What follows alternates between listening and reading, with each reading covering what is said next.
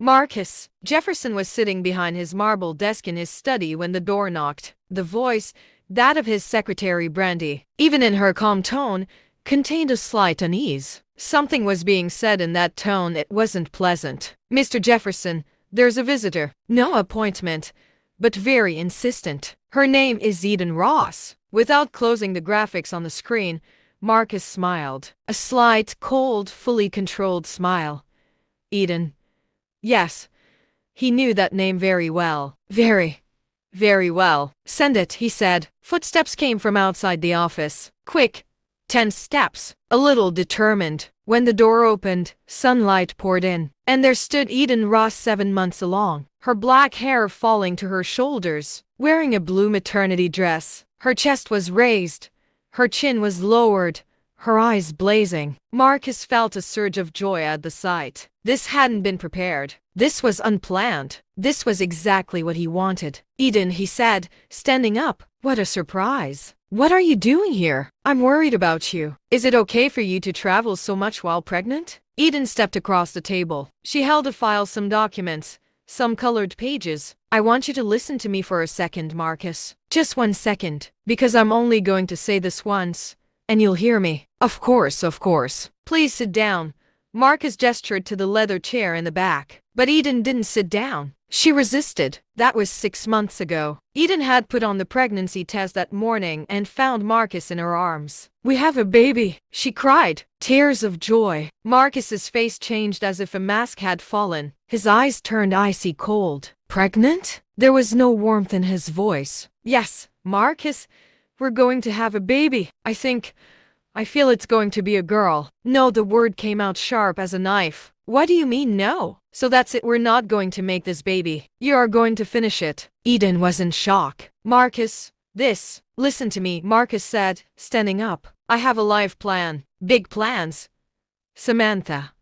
Do you know Blake? He's part of the plan. Do you understand that? And you," his eyes dropped to her body, her pregnant breasts. "You're ruining this plan. Who would want a pregnant wife? Who would care about me?" "But Marcus, this is our child." "It's not my child. It's my fault. It's time to make amends." He stood there straight, dressed in a suit and tie, his hair perfectly greased. "End this pregnancy, or we're finished. Choose." Eden had chosen. Her choice had stuck. To continue the pregnancy, to live alone. Marcus had signed the separation papers without child support, without explanation, without guilt. Her husband had simply turned away, as if Eden and the child in her body were just a nightmare that had passed when she awoke from a dream. Now, 6 months later, 7-month pregnant Eden had found him. "What do you want?" Marcus said, crossing his arms. Eden placed the file on the table. Pages unfolded, photographs, torn documents, screenshots. "I found the specific information you wanted about Principal Jefferson's sister's galas. And Samantha. I investigated Blake." "Marcus, you're not throwing this gala for your sister. You're throwing it to announce your own engagement. And what happened? And I found the list of maids hired for you, from glamorous gala services. And I called them and I said, I, Eden Ross, want to come. I want to work at that event. I want to see you that night." Marcus's expression changed. Shock. A brief shock. Then he regained control. "Eden, I know how you'll feel when you see me. I know seeing your pregnancy will upset you. I know, Samantha. Blake will be there, and everyone will be taking pictures, and you have to look happy. I know all of that. But I'll be there. I want to see it. I want to witness it." Marcus leaned back. There was a moment of silence, a savage silence, a deep silence. Then he laughed. A small laugh. Very dry, very cold. "Okay, Eden. Come. Go to Gal's. Be a maid. See me. See how happy I am. And then go. Get on your bike and go home. To your little apartment. Your little life. Let's see how that makes you feel." Eden didn't speak. She simply gathered her documents and walked toward the door. "Eden," Marcus said, just seconds before closing the door. "Something's going to happen tonight. Something's going to be announced. Something about Samantha. And it's going to surprise everyone. Get ready for it. As the story unfolds, the events begin to affect not only the external world, but also the inner world of the individual. Emotions that were initially unnoticed gradually become more pronounced. This prominence is more exhausting than comforting. The mind is constantly preoccupied with the past, while the present becomes blurred. Thoughts become jumbled, and clarity is lost. The person cannot precisely name what they are feeling. This inability to name creates internal pressure. As the pressure increases, the silence grows heavier. The window of her apartment was rapidly revealing the sunrise around 5 o'clock. The gala started at 8. Eden looked in the mirror, seeing her 7-month-old wife, still impressive. Her dress was black, a tied black gown, long, professional. She pushed her stomach forward, a sharp line, an undeniable sign. Her phone rang. It was Lauren. "Eden, we're looking forward to seeing you tonight. We have some special instructions." "What kind of instructions?" "You cannot give any hint that you are at Marcus Jefferson's event. Understand? Your assignment will be on the west side. Stay away from the east side. Just don't serve drinks. Stay unprofessional. And if Jefferson causes you any trouble, let me know." Eden perhaps had doubts, but she had $400. Electricity, water, and doctor's appointments all depended on those $400.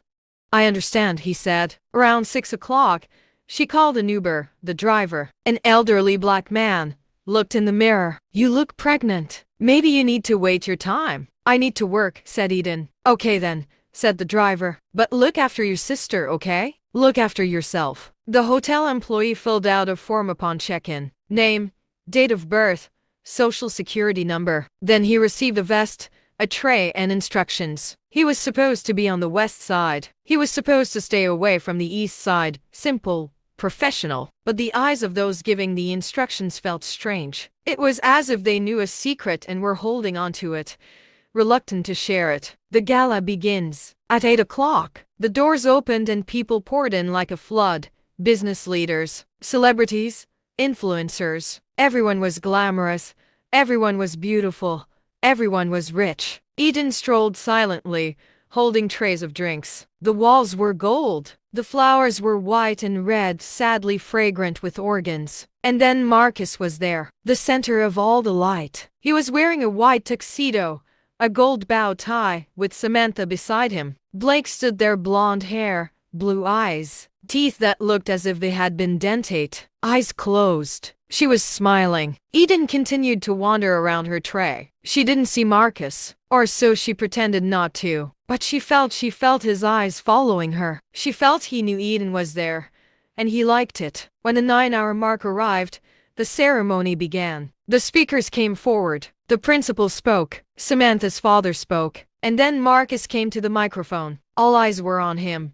Cameras were rolling. Phones were everywhere. "Tonight," Marcus said, keeping his voice soft and chest-like, "I'm here because tonight is very special. My sister Sarah wanted to declare herself. A deal has been made. An engagement has been made. But I want to be here. I want to make my own deal." Samantha looked at him, a mixture of surprise and delight. "In my life," Marcus said, "there is a plan. There is a path. And I want to walk that path with the people I want to. And I want to announce to everyone tonight, Samantha, that I'm engaged to Blake." "Samantha, I proposed to Blake."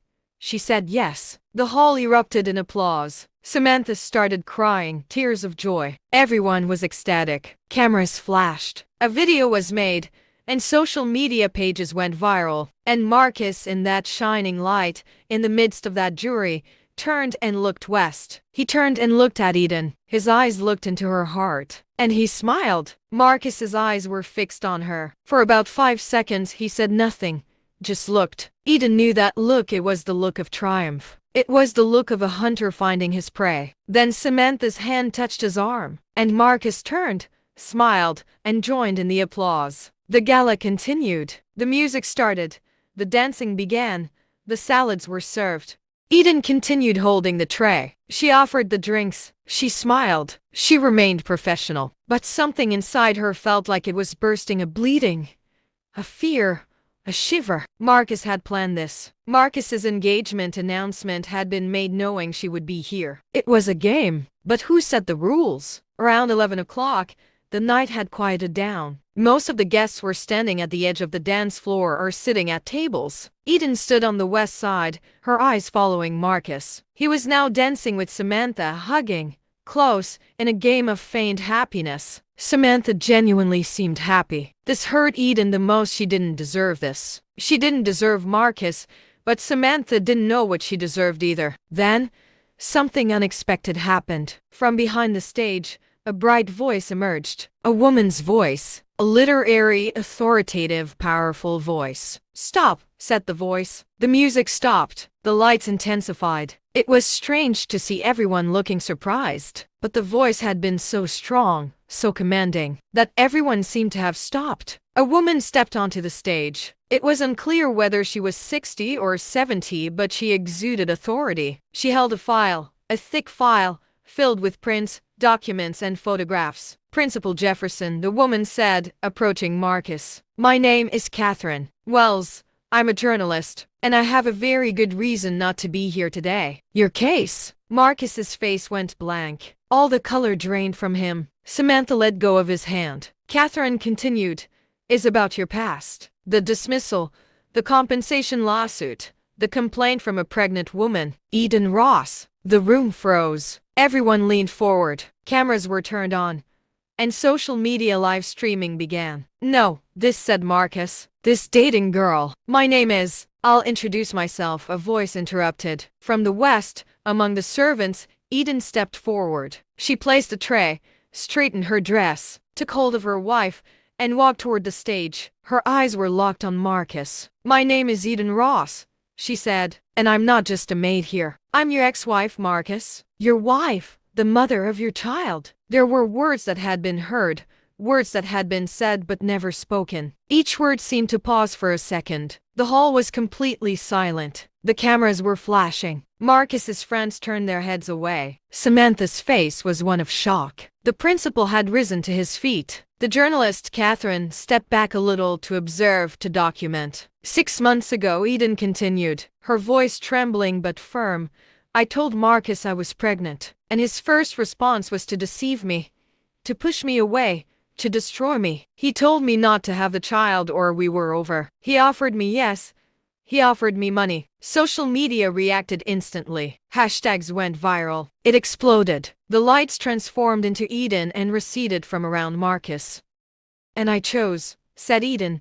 "I chose to carry this child. I chose to live this alone. I chose to live because this child wanted to live. But Marcus chose to hire a maid, to set this trap for me, to make me work at this gala tonight, just to see this happen." "No," this Marcus said again, but no one was listening anymore. Catherine continued, raising her voice. "In the maid service, by Marcus Jefferson. Eden Ross was specifically instructed to work at this gala. She knows it. She's lying because she doesn't know what she's supposed to do." The director looked at Marcus. His eyes were cold. "Look at your sister," he said, pointing to Sarah, who was being held up by the other senators. "She loved you. She trusted you. And what did you do to me? You played a game with me. A game with a pregnant woman." Samantha didn't speak, but her face, her body language, the trembling of her hands, everything said it. Even she didn't understand it. She, too, had been deceived. Eden spoke his final words. "As this child's father,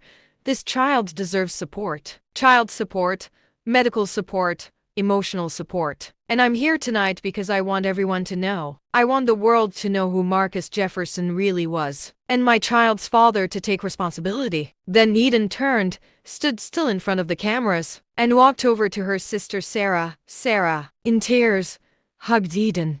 A real, raw, shocking hug. Marcus stood motionless, speechless, in shock. Samantha's father, the manager, rose to his feet. "Our engagement is over," he said, his voice filled with anger. "She's gone." As time passes, the impact of past experiences becomes more lasting. Even though people may seem to have moved past the events, emotions don't fade away at the same pace. Each recollection creates a new echo in the mind. Over time, these echoes disrupt inner balance. Mental fatigue increases as daily life continues. Emotions are attempted to be controlled, But this effort consumes even more energy. A tired mind cannot make clear decisions. Indecision increases the emotional burden. The gala became chaotic. Everyone was coming out. Everyone was running. Everyone was pulling out their cameras. Everyone was living it up.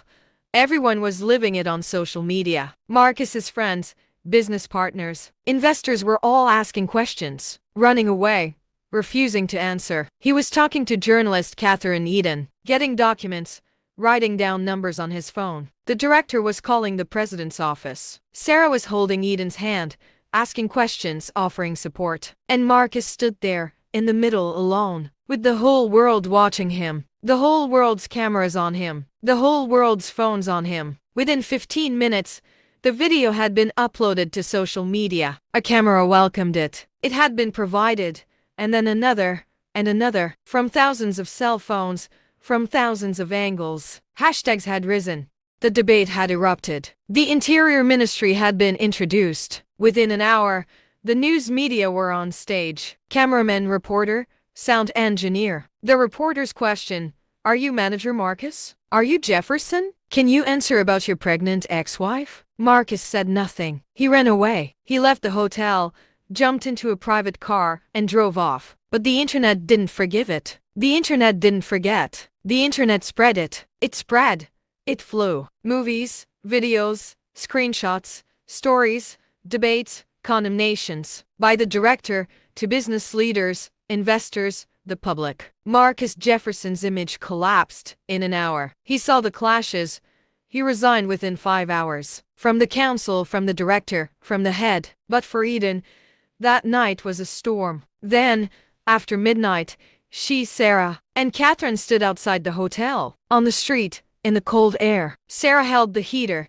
Catherine threw off her coat. They all looked at each other as if they were meeting for the first time. "Thank you," Eden said to Catherine. I didn't know this would happen." Catherine said, "Detective work, girl. It has everything in it." Marcus Jefferson has a language, a pattern of language. Deception, threat, abandonment. "I've found other women." "You just weren't the first." "Other women?" Eden asked. "Were there other pregnant women whose hearts he'd broken?" 3 of them. They were all Marcus's assistants or aides. They all wanted to be eliminated. They all refused. They were all serious. Sarah took Eden's hand. "She had to," she said. "She connected herself to me. She made me a part of the game. I hate you. I hate that you connected yourself to her. But I needed to hear it. Is even my sister the way I want her to be?" Eden may not have understood, but she shook Sarah's hand. 3 hours later, the news had worsened. Marcus's employer, the director's office, issued calls for his resignation, a public statement. The director's press release,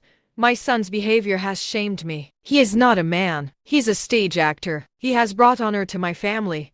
He was tearing it apart. I was completely fed up with his position. I refuse." Social media tore her apart. Initially, there was sympathy for the manager, but then other stories emerged. Other women started talking. Another former assistant. Another engineer. She had many daughters, and their stories were all the same. Marcus. Manipulation.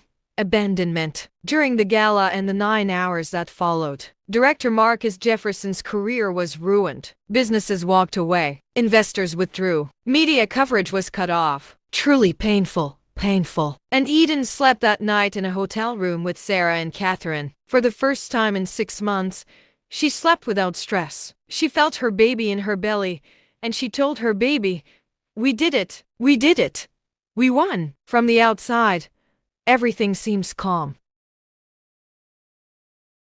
However, the tension building inside undermines distrust. Seeing the same faces and hearing the same words every day is not enough. Thoughts become heavy. The mind cannot rest. This weariness is reflected in the body, but no one can fully understand the reason. The silence grows. The story begins in the depths of this silence. Weeks passed. Lawyers connected. Child support was formalized. Marcus had to settle for $5,000 a month with retroactive support. Medical expenses were covered. Legal fees were covered. Other women filed lawsuits. Other lawyers connected. The media kept starting the story, with every aspect unchanged. 2 months later, Eden gave birth to a baby girl. She was named Amara, beautiful, crying, full of life. Director Sarah visited her in the hospital, bringing flowers and gifts. Faced with her own father's rejection, the director made her sister and her pregnant ex-wife feel connected. They, it seemed,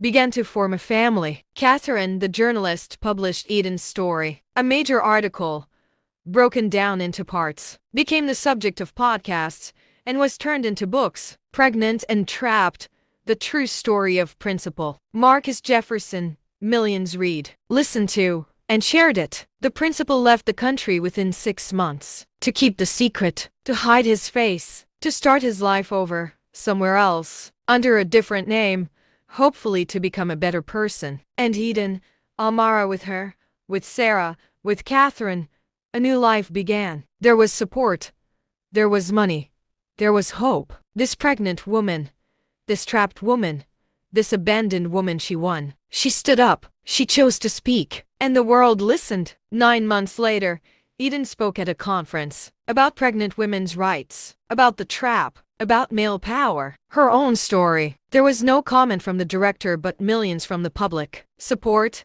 gratitude, belief, empathy. And Eden, in Almara's arms, felt understood, loved, empowered. Principal Jefferson was valuable, but not then. Never again. Almara's birth, Eden's life took a completely different turn. Reporter Catherine Wellesley's article wasn't just in local news, it made it to national news. Podcasts, talk shows, they were all talking about Eden's story. The title, Pregnant and Trapped, the secret face of Principal Jefferson, was shared by millions. Comments, reactions, public outcry. The director's lawyers issued a press release defending him against a smear campaign, but it was too late. Legal directors had stepped in. Other victims had begun to speak out. Other lawyers had opened cases. Director Jefferson resigned within 5 days. From the perspective of the public, the media, and the legal system, he had no choice but to flee.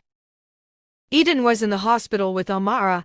Sarah came to visit. Flowers, gifts, a sister who wasn't like a father. Sarah's eyes were red. Perhaps she had been crying. Perhaps she was scared. Perhaps she was relieved. It was hard to tell. I forgive you, Sarah said, bending down to look at Almara. If it weren't for this, I wouldn't have known. I wouldn't have known what was done to your sister. What was done to your own sister. There's nothing to forgive, Eden said. We're both victims. But now, perhaps now change can begin. Catherine Wells came to visit. She had finished the article, but she still had more to do, a podcast, negotiating book rights. Eden, Catherine said, sitting seriously, your story awakens people. It awakens women. This is very powerful. I'm not strong, Eden said, holding Almara.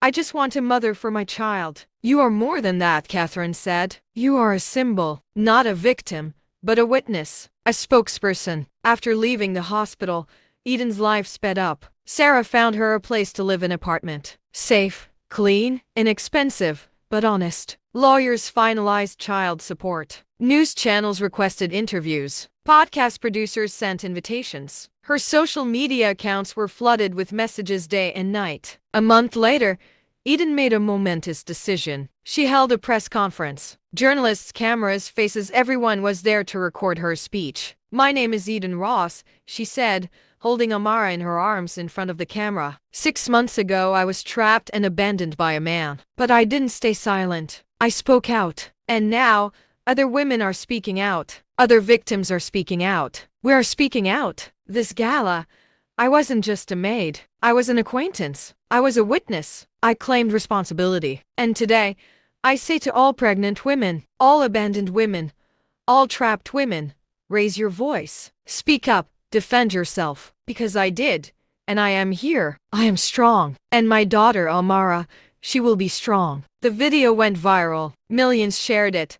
Thousands commented. All supportive. All appropriate. All empowering. Within a week, an organization was connected. Rising, it was called Mothers to Help Pregnant and Entrapped Women. Eden was offered the position of director. Sarah became the president. Lawyer Catherine became an advisor. The budget started at millions of dollars. Volunteers signed up. Conferences about their rights were planned. Support groups were formed. Eden, Almara, with that, he was now living a purposeful life. He hadn't anticipated this. 6 months ago, He had been sitting in his house with $50. She hadn't known Amara's identity. She had only hoped. Now, she was leading, teaching, helping, inspiring. Every story begins by crossing an invisible threshold. This threshold is not outwardly noticeable. The person feels a transformation within themselves, but cannot put it into words. This inability to express themselves increases internal pressure. Emotions become intertwined. Clarity is lost. The mind becomes confused. This confusion forms the basis of the narrative, and the path opens irrevocably. Crisis and difficulties. But every laugh casts a shadow in the darkness. Principal Jefferson received no punishment, no arrests, no court ruling. His lawyers were excellent. Public memory was short, and the media moved on to another story. 6 months later, news feeds were filled with new scandals. The principal was recovering. Public memory is selective. Accountability, reality, justice, sometimes these things are far behind. When Eden learned this, she became depressed. Was this how it was going to be? The principal would simply slip away? No punishment, no trial, no justice? Sarah found him, rising at the mother's office. She was crying. Sarah, who was clinging to her like a sister, hugged her. "It's not the justice system that's the problem," Sarah said. "That's what the system itself tells you. But you did the most powerful thing you could. You spoke up. You shared. You empowered other women. That's not justice. But that's a difference." Eden knew this, but she still felt it wasn't over. There hadn't been a closure. There was a certain non-finality to all of this. Then, 8 months later, another story emerged. Director Jefferson had gone to another country. He had started another job, under a different name, with different women. Journalist Catherine had found out, continued her investigation, and unraveled the story. The director was doing the same thing again, in another place, with another victim. Catherine published it. The outrage was reignited. Social media exploded. The international press took notice. The director's new employer launched an investigation. The country's legal director requested his records. The director had to flee again. To another country, another name, another life. But this time, he had the internet. This time, the story was widespread, known, and being followed. When Eden heard this, for the first time, she felt a sense of justice. Not perfect, but something. The headmaster had been punished. The punishment was a relocation, a name change, a life change. There was no paradise, no refuge, no escape. "We caught him," Catherine said, smiling. "Slowly, but we caught him." Growth and spread. Within a year, Rising Mothers had become a national organization. It had branches in 15 countries. Counselors, lawyers, therapists, and volunteers provided support. Pregnant women received assistance. Women trapped in traps received help. Legal action was taken. Child support was provided. Eden was elected as a leader. She gave speeches. She organized conferences. She appeared in the press. She had millions of followers on social media. She had podcasts. It has been documented. Books have been written about it with Catherine, and a documentary film has been made about it. Amara was now 3 years old, a bright, curious, strong little girl. She was very proud of her mother. Her mother was Principal Jefferson's daughter, but a girl who had rejected Principal Jefferson. The principal had never seen Amara. She was out of his life, undefined, rejected. But Amara had so much family: Sarah, Catherine, volunteers, support groups, all the Rising Mothers community. One day, Rising, there was a Mother's Anniversary Gala. Yes, a gala. The same kind of event. All the lights and cameras. But this time, this gala was about the other side of power. Not the boss, but the victims. Heroes, supporters, lawyers. Eden came on stage, holding Amara's hand, and spoke. "A year ago," she said, "I was a pregnant, trapped, abandoned woman. I was nothing, but I spoke. And more people than I knew wanted to speak to me. They wanted help from me. They wanted to hear my story. He wanted strength." Today, Rising Mothers has helped 100 women. 100 children received medical support, legal assistance, and personal support. The lives of 100 families have changed because I, a woman, spoke to them. "This is my daughter, Amara. She's Principal Jefferson's daughter, but she's the daughter of the woman I am, strong, speaking, helping. She's rising high, and she will never be silent." She will never be trapped. She will never feel abandoned. Because I, her mother, have shown everyone we are not silent. We are strong. We are here. The hall erupted in applause. The volunteers were crying. President Sarah was crying with pride. Catherine was taking notes to write an article. And Amara, small, bright, strong, with her mother, stood on the stage, in front of the world's eyes and laughed. Rising the success of mothers, the media attention, the public awareness, it all sounded good. But Eden knew, deep down,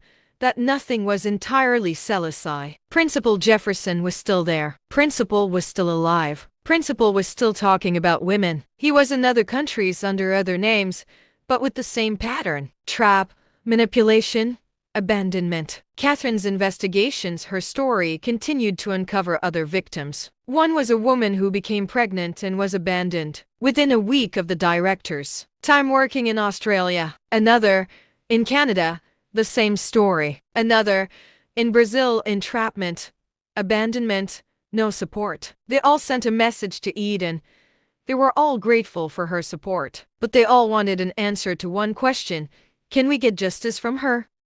Eden found this question difficult to answer. The legal system was international, ambiguous. The director's name had changed. His position was concealed. His image had been recreated. He hadn't been punished. He had simply gotten away with it. It was something better, something clearer, but no punishment. Justice, complete justice, had not been achieved. One night, rising in the mother's office, on Eden's computer, an email arrived. It was known not by its address, but by its subject line, from Director Jefferson's lawyer, regarding inference and conciliation. Eden's heart raced. She needed to open it, but she was afraid. She was afraid of what she would find. The message was an offer, a big offer. Principal Jefferson wanted to compromise. $5 million, all to Eden, rising, to the mothers, to the other victims. But a big but. There was one condition: to remain silent, not to tell the story, not to spread any more information about the director, to stop all investigations, never to speak again. Eden shared this with Sarah. Sarah's face changed. $5 million? Sarah said, do it. Do it for other victims. Do it for Rising. Make it for mothers. But, said Eden, but this time, the director will be comfortable. The director will be able to walk past other women. This time, we won't be able to stop the director. Stop, said Sarah. Stop.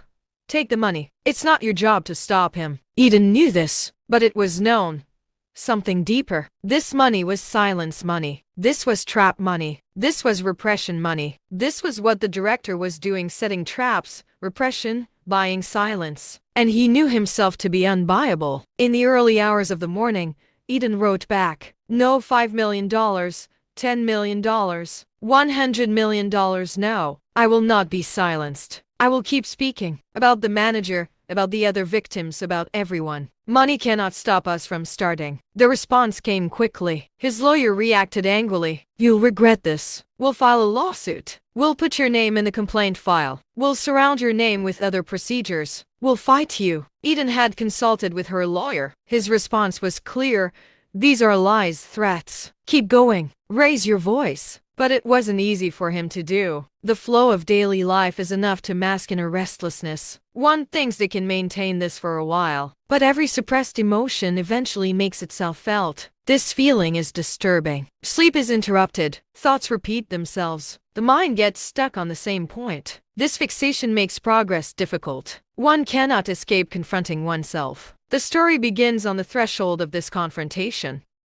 The director's lawyers did everything they said they would. Lawsuits were filed. Procedures were initiated to include his name. On social media, divisive posts spread about Eden, to include character accusations, to question her motives, to deny her honesty. The director's followers launched an intensified campaign to harass Eden, to question her relationship, to call her story a lie. Rising, the mother's office received threatening messages, threatening emails, fear-mongering posts on social media. Hackers were trying to break into the database, to steal addresses and names. The employees were scared. Sarah was scared. Catherine was scared. Eden was the most frightened. One night, he slept at Amara's house. Eden couldn't get him to sleep. He looked at the wall, the window, the sounds from outside. He sensed a threat with every noise. And then, the door had to be forced open in the morning. He was a police officer, a doctor, a protection officer. "Miss Ross,"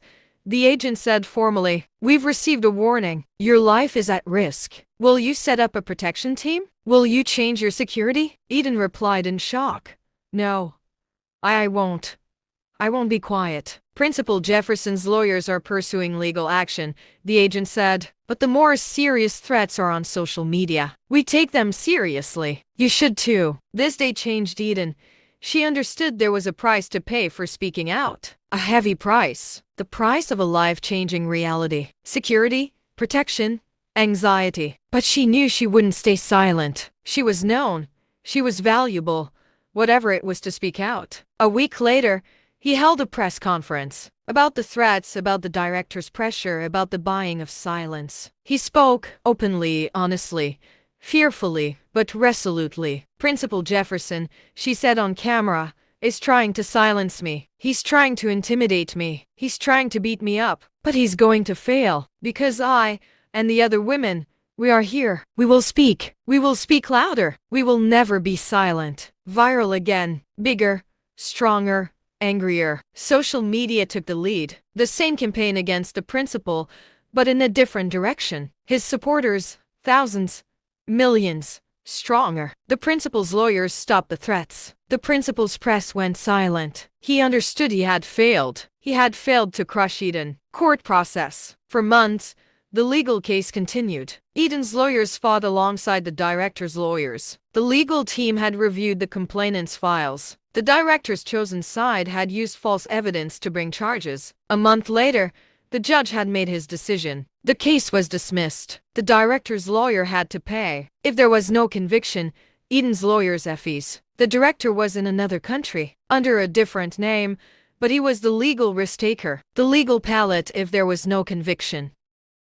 Headline: Principal Jefferson loses lawsuit against pregnant ex-wife. The director had escaped, but his image, his legal standing, his power, it was shattered. After the court hearing, other victims began to speak out. The woman in Brazil connected with a lawyer and filed a compensation claim. The woman in Canada did the same. The woman in Australia. One by one, the victims recorded their testimonies and filed lawsuits against the director. The director's office began to be filled with lawyers. He had to change countries, change his name, but the law followed him. The courts followed him. Justice slowly but surely began to arrive. A year later, Director Jefferson was in a legal battle. He lost a case in one country. In another, he was liable for payment. In yet another, his name was on the sexual abuse alert lists. He could no longer get away with it, could no longer hide it. He was marked in the eyes of the world. When Eden received the news while sitting with her lawyer, it was hard for her to believe. "Is it over?" said Eden. He said, "The lawyer has only just begun." Rising mothers spread. Branches were in 100 countries. Millions of dollars went to aid. Counselors, lawyers, therapists, all pregnant women, trapped women received help. Amara was 5 years old. Her mother gave her talk, titled, "Breaking the Trap and Finding Strength." The video received 10 million views. The book was published and became a success. The documentary was screened at a film festival and won an award. The journalist was nominated for the director Jefferson story. He didn't win the award, but he had become well known for writing constructive articles for the press about pregnant women's rights. Sarah, the sister, became a co-founder of Rising Mothers. Her father, the director, didn't manage public affairs, but his daughter did. Her daughter brought about change. Her daughter helped find justice. 5 years later, Eden's life was completely different from how she had been before. Principal Jefferson was a name known in some obscure corner of the world, his name stamped and recognized in legal circles. But for Eden, that was just the beginning. It was the beginning of her story. It was the beginning of her rise. It was the beginning of her reshaping of Amara's world. Amara was 6 years old now. A smart, talkative, strong girl. She went to school. She had friends. She had dreams. She knew she had a mother, her famous mother, her helping mother, her strong mother. But she wanted to be a normal girl. Her hairy game, playing games with her friends. She knew, of course, her story. She was known, but she didn't want to be defined by her story. She wanted to be herself. And Eden sensed this and gave it to them normality. Childhood play. Rising Mothers was now a global organization. Consultants, lawyers, doctors, therapists worked in 100 countries. Millions of pregnant women, trapped women had received help. Child support, legal aid, emotional support. Transformations without death. Families rebuilt. Lives changed. But rising in the success of mothers, something still bothered Eden.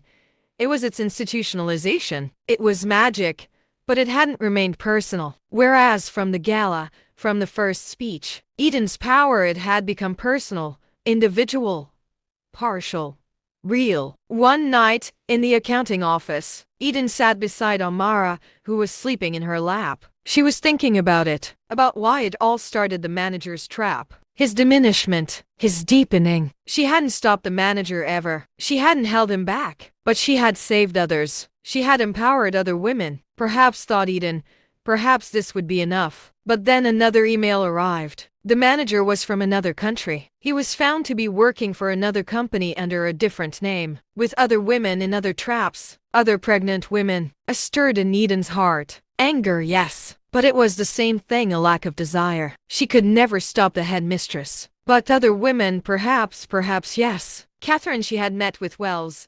Catherine was old, retired, but the headmistress was still writing stories. If he slips away, Catherine said, if he slips away, but the other women will speak. The other women will use their voices. Rising mothers will support them. Slowly but surely, justice will come. Eden understood it. It was slow, but justice would come. It wouldn't be complete, but it would come. It wouldn't be perfect, but it would come. Perhaps this was life. Perhaps this was the system. Perhaps this was what humans should do: speak, help, library and others, sharing among the poor. Eden made the decision. She was going to take the first step. She was rising. It was going to be filmed under the direction of mothers. She was going to let someone else do the jewelry network. She was going to focus on Amara, her daughter, her life, her world. He announced it at the board meeting. He said, I'm withdrawing. I feel done.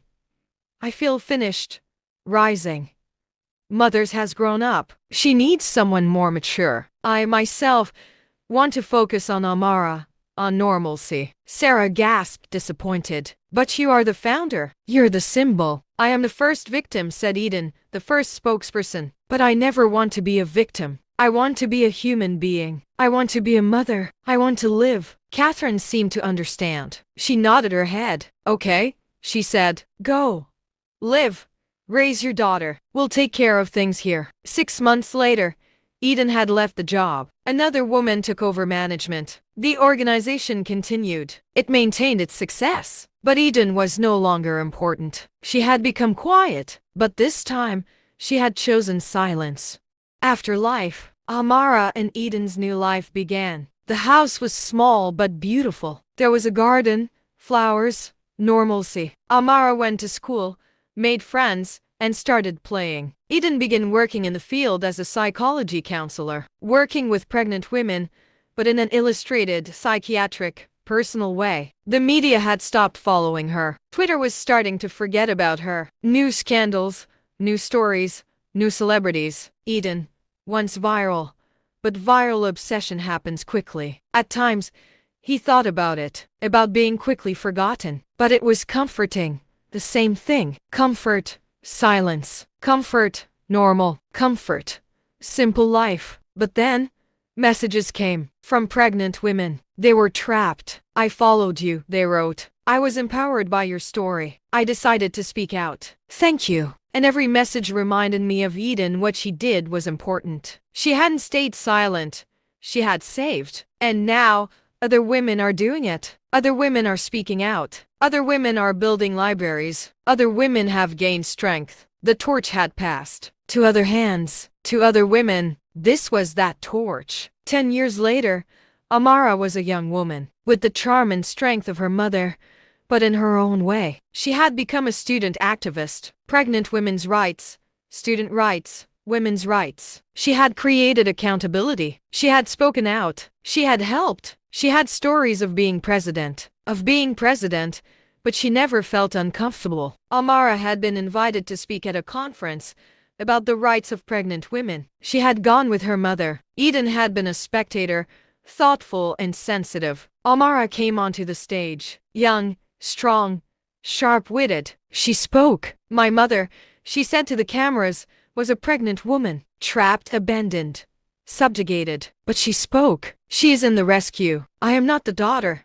I am justice. I am the one who carries on. I am the one who is the hope. I am the one who takes on all the pregnant women, all the trapped women." What has to be said? The hall erupted in applause. Eden in the back rows wept. She had seen success. She had seen the legacy. She had seen the torch taken by the other board. She felt it was inexhaustible. It wasn't quite right, never quite right, but it was enough. Conclusion. 20 years later, none of them knew the name of Principal Jefferson. He had his record pasted around the countries, but he wasn't famous. He wasn't marked. Not by everyone. He was simply forgotten. But Eden was not forgotten. Amara was not forgotten. Rising mothers were not forgotten. Because the story wasn't the headmaster's, the story was Eden's. The story was about the power that came first. The story was about the importance of speaking. The story was about the passing of the torch. Eden, 60 years old, was sitting in her library one day with Amara's daughter, 5 years old, her curious eyes questioning. "Eden, Booby," said the little girl whom Amara called Grandma Eden. "Did he ever pressure you? Did he ever frighten you?" Eden looked at her granddaughter, so young, so innocent, so bright. She needed to teach her this. She needed this knowledge. "Yes, darling," Eden said. "They pressured me a lot. They scared me a lot. But I spoke up. I helped. I built a library. And maybe, I saved another woman." "Really?" said the little girl, her eyes sparkling. "Yes," said Eden. "Yes, and maybe, you will too." Took Eden's hand, and the two sat together, silent but full with all their strength, with hope. Principal Jefferson is not mentioned. Principal Jefferson is forgotten. But the women were permanent. The women chose. The women passed the torches. The women changed things. And that was the end of Eden's story. As this narrative draws to a close, what remains is not just the events themselves, but the traces they leave on the individual's inner world. Every word, every pause, and every moment of silence acquires a different meaning over time. Emotions that initially seem complex become more understandable. As the process progresses, one cannot change what has been experienced, but one can reshape the meaning one assigns to it. This reshaping doesn't happen quickly. It requires patience. It progresses through silent acceptance. Time dulls the sharpness of events. Thoughts that once weighed heavily are now felt from a greater distance. This distance is not a break. On the contrary,